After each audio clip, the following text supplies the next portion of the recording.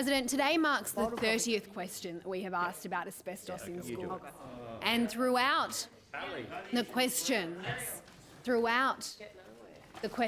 that have been asked, the Minister has consistently talked about the rigorous response, the rigorous processes in place to manage asbestos in New South Wales public schools. Mr. President, that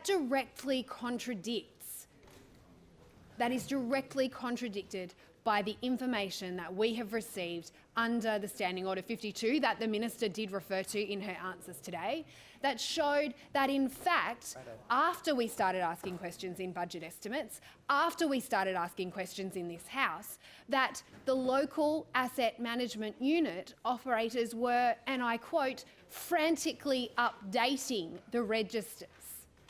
Mr. President, that does not go to a rigorous and robust system that is being in place to manage asbestos in New South Wales schools. Mr. President, in her answer, in a previous answer, the Minister provided on the 23rd of October to my colleague, the opposition whip, she said that the principals are effectively site managers, that they are responsible for administering the registers. Why then, and I invite the Minister in her response to provide information to us, why then is it that the fact that the principal in question actually emailed to say this is the first time she's seen the document? The principal is not the one that's keeping the local registers, but moreover, Mr. President, it goes to the question of the way that the government is treating principals in our school.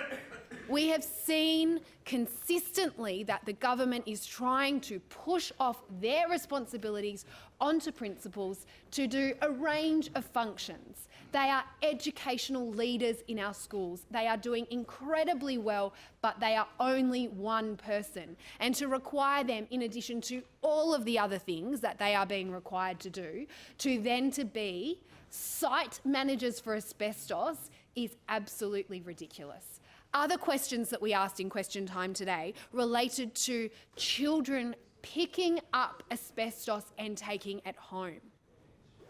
Picking up asbestos that is breaking down and taking it home in their school bags. Mr. President, this is absolutely unbelievable and absolutely outrageous that is happening here in New South Wales schools, and that it's not sparking greater concern from this government or from this minister. The government needs to take responsibility. The government needs to address this issue and rethink how it is managing asbestos in our public schools.